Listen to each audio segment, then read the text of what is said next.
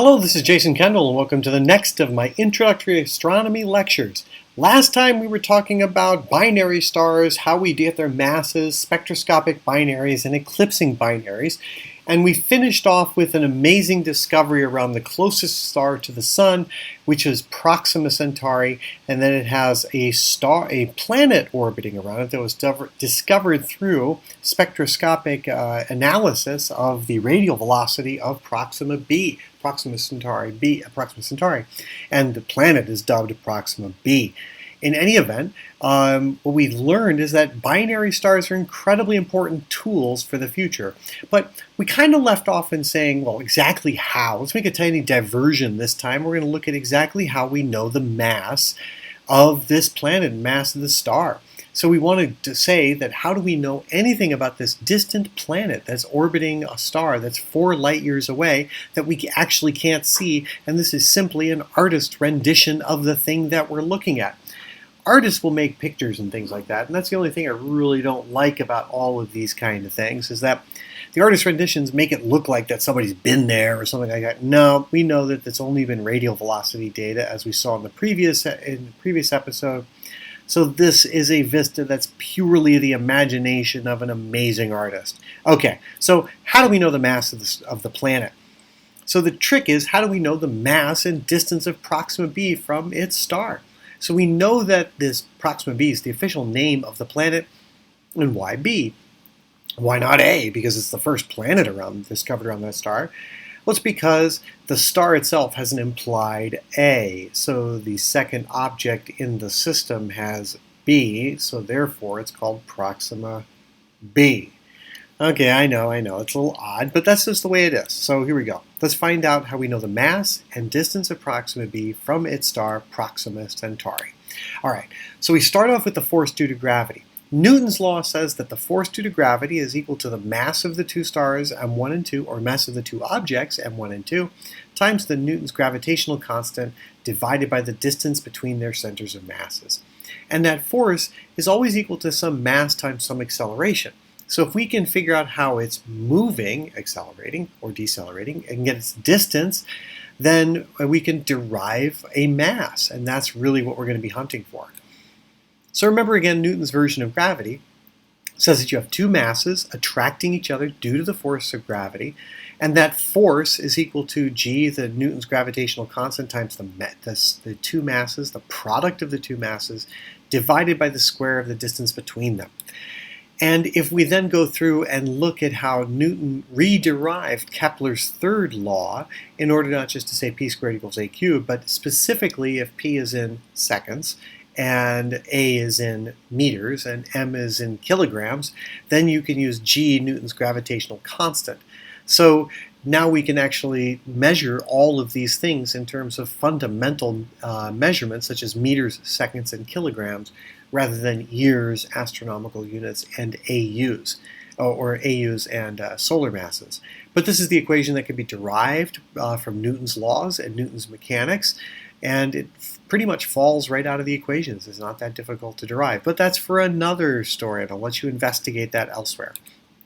All right, so first let's assume that the planet's mass is much less than the star's, and that's a good assumption in general. So what we have is the period of the star, meaning how much time does it take for the spectroscopic variability to occur, is equal to the sum of the masses of the star and the planet. And that's, of course, Newton's gravitational constant, and for pi squared, where pi is that classic number, 3.14159, etc., times the distance between them, r cubed. So r cubed is the distance between the star and the planet. But because the star is so much more massive than the planet, in general, stars are much more massive than planets, then we can simply approximate. That's what that double twiddle means, that tilde sort of, that bent equal sign means, is that we're going to approximate the sum of the masses by the mass of the star. And that helps us get through some issues. All right. Now, we can then say that the force due to gravity is then the g, which is Newton's gravitational constant, times the mass of the star, times the mass of the planet, times the distance r squared between them, is equal to, let's just assume, circular orbit. Now it's orbiting so closely that it's probably not a bad assumption to think that the orbit is a circle, because if it's highly eccentric, then that will eventually, that's a higher energy state than if it's purely circular.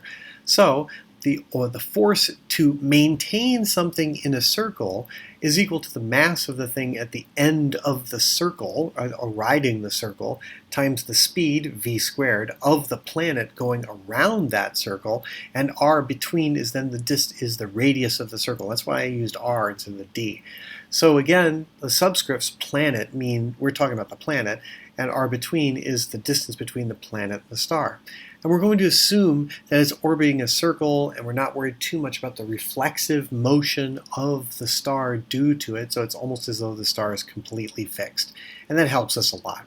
So let's combine those equations together and shorten things up and abbreviate planet with PL and abbreviate star with the asterisk. And if we just combine them together, we find that the speed or velocity around the circle that the planet takes squared is equal to Newton's gravitational constant times the mass of the star divided by the radius of the circle that the planet takes. So that's a fundamental thing. It doesn't matter. We're not approximating anything here. That's just if we're just assuming a circle. The approximation is a circle, and that the planet's going around in a perfect circle. All right, so that's circular speed, and circular speed is pretty much what you get when you say that the mass of the object orbiting is really tiny. So we can assume that it's a circular orbit, and circular speed is pretty good. Another way to think about circular speed is take a string, put like a bolt at the end of the string or some light object that you can spin that's heavier than the string, but not by much, and spin it over your head. It'll be going in a circle because the string is as a fixed length, and it's very light. So therefore, you really don't care. It doesn't pull on your arm that much. And so you can spin something around in a circle that's really light pretty fast. And that would be v sub circle, which is the speed that it's going around in a circle. And that's equal to the square root of the Newton's gravitational constant times the mass of the big thing. In this sense, we could say that my arm is like the star pulling on it. And then r is the radius of the circle. And so all we have to do is measure the Doppler effect, or the speed with which the planet is going around. And so it's going to sometimes be going towards you, sometimes going away from you, and sometimes going across your line of sight, and it's going to vary smoothly between them. And that's how we actually get it. Remember that image that we saw from the European European Southern Observatory, which shows that the radial velocity kind of wags around like a sine curve. And so that's what we should expect. Now we can then add in yet another thing, is that when you think about a center of mass, that the planet doesn't really orbit the center of the star, it orbits the center of mass of the star and the planet's system. And so the star then orbits the center of mass system. The planet doesn't orbit the center of the star, it orbits the balance point between them. So both of them, the star and the planet, orbit that. But we can then say, well, if they have a distance between them, then the mass of the star times its speed is equal to the mass of the planet times its speed. So in this case, the two people sitting on the right would represent, say, the star, because they're more massive, and on the left-hand side is the boy, and he's less massive. So if they start swinging around on the teeter-totter and remove the ground underneath them and go all the way around, then the two at the center, close to the middle, aren't going to move very fast. But the guy way out there is going to move really fast. And if they're totally in balance, then the mass times the speed at which they're going around equals the mass times the speed of the other one. So the mass, the speed of the one, such as the star, which would be close in, equals the mass of the planet times the speed of the planet, which would be the one far out. So I kind of got this one reversed a little bit, right? So let's switch them around. And so the arrows indicate which way they would go. And so we would see that actually the big guy, the guy at the far end, would have to be going much faster. So even my arrows are a little waggy, but I've only got so much space in my PowerPoint, so live with me, please, okay? Here we go. Let's keep on going. So now we have three linked equations where we have the mass of the star, the velocity of the star, the mass of the planet, the velocity of the planet, the orbital period of the star, the distance r between the star and the planet, and the speed at which the planet's going around. And all of these things, we have three linked equations. a mass planet, mass star, V planet. And we have, since they're linked, and we have a few observables, then we should be able to eliminate and get the things that we don't know. So what can we do with these three equations? Well, first we measure the period of the orbit, and that's simply how long it takes for the sinusoidal orbital period to happen. And in eclipsing binaries or orbits like that we've seen, that the period is simply how long it takes to go from the radial velocity of the star going towards you or away from you, and back to the original away from you and towards you. How long it takes to vary between towards you and away from you. And then the radial speed of the star is how fast it seems to be going around in that orbit. So the radial speed of the star is what you measure, and that is the radial velocity that you get. So that was that roughly 5 or so kilometers per hour on average that it's doing at the most and the least. So that's what we see the radial speed must be. So we assume at the peak of each of or the trough, that's the maximum speed, and that gives you the radial speed of the star around its orbit or around its common center of mass. Somehow, you have to get the mass of the star, and if you combine that all together, you then have 3 equations and 3 unknowns. So you measure the star, the planets, the orbital period of the spectroscopy. The radial speed is how high the peaks and troughs are. And if you can figure out some way of getting the mass of the star, then you can get how far the star is, how far the planet is from the star, how fast the planet's going around, and then the mass of the planet. Now, how do you get the mass of the star? Well, we did see that last time, that there's a distinct mass-luminosity relationship between the type of star or mass spectral type relationship between the mass of the star and its spectral type, assuming their main sequence. What's a main sequence star? We haven't discussed that yet, but we will really soon, so hang on. So the mass of the star can be determined by determining its spectral type. And we'll just leave that be for a moment, and we'll just say we know the mass of the star, and there's other ways to get the mass, but more specifically we can use such a relationship between the luminosity of the star and the spectral type, as well as extended studies of other kinds of stars and other kinds of close binaries in order to determine the mass-luminosity relationship of many types of stars and then average them together to get that. And that's what was done, and that was used by the team in order to make their measurement. So it's actually there's a lot more than just knowing or getting the mass of the star. In fact, there is no absolute mass known of the star. There's no way to actually directly measure the mass of Proxima Centauri. What you have to do is you have to measure the masses of known binary stars of exactly the same kind of stars to Proxima, such as these M dwarfs, and then know from their binaries how massive they are from known visual binaries and eclipsing binaries, and even maybe spectroscopic binaries, that you can then determine the mass of M-type stars. And it takes a large number of them to develop the statistics in order to get it. So really the number 3 here, somehow know the mass of the star, assumes that you've measured the masses through some other way of all other M stars in the sky. All right, so let's actually look at the first one. If you know the star's mass from the astrophysics, and we'll talk about that later, and we'll get to that, how we know that mass, and that comes from the HR diagram. Whoops, another thing that we fill out. Kepler's third law gives you the size of the planet. So we can measure the speed from the spectroscopy. We get the mass, M sub star. V sub planet is how fast it's going around, or actually mass sub V sub star is how we get it. But we'll get the planet's orbital size.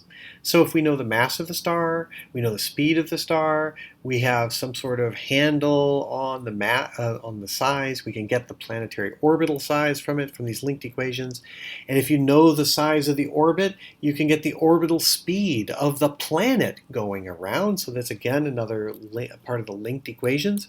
And plugging all this stuff in, using the knowledge of the astrophysics of lots of other observations of other binary dwarf stars, we can tell that a star like Proxima Centauri, like it, and many stars like it, are about 1.23, 0.123 times the mass of the sun, or about 1/8 of the mass of the sun. So it's pretty massive. It's still much more massive than the Earth, but still, that's what we get from such studies, and I'll post the link for that elsewhere. And then what we look at is we have the velocity of the star. It's about 5 kilometers per hour, about 1.3 meters per second, which is a very slow reflex due to the planet. The orbital period is easy because that's the easiest one to measure. It's about 11.2 days.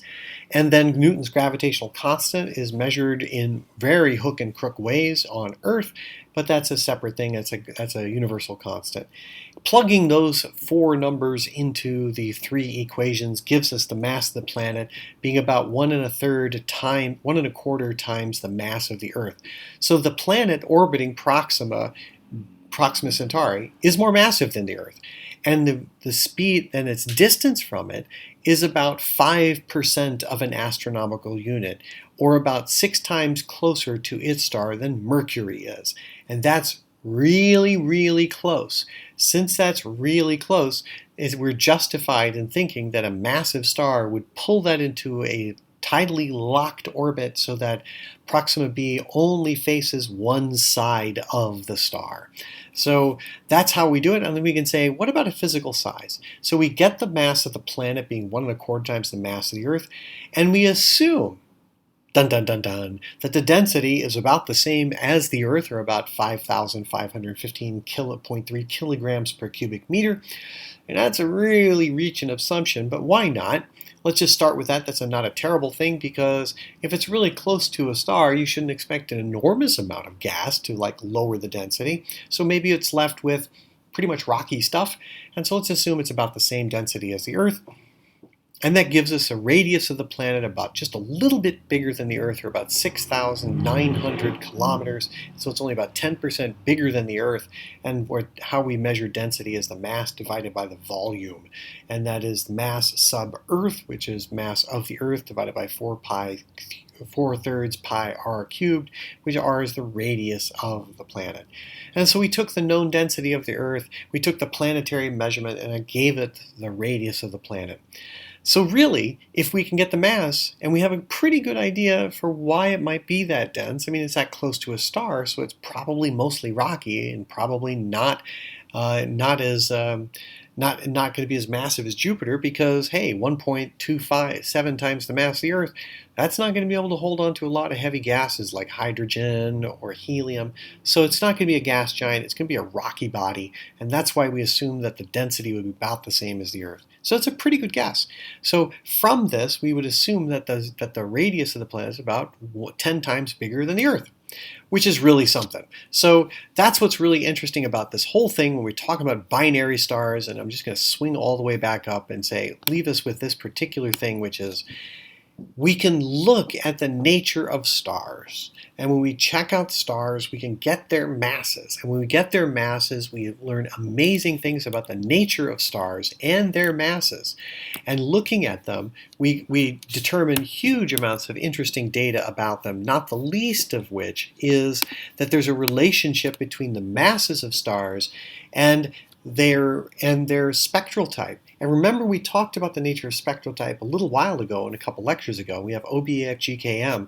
And now we have this concept, and we see this in here, about main sequence stars in binary orbits. And so now we have to say, what is the relationship that we find? That this interesting relationship between the absolute luminosity, m sub v, in the visual, and a star spectral type, OBAF-GKM, maybe even L.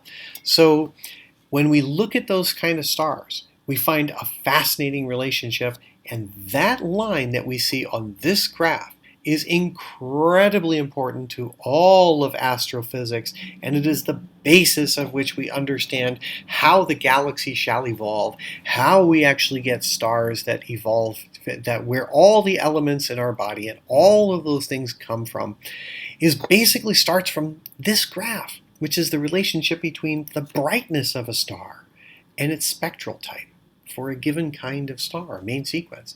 And we'll be talking about that next time. See you soon.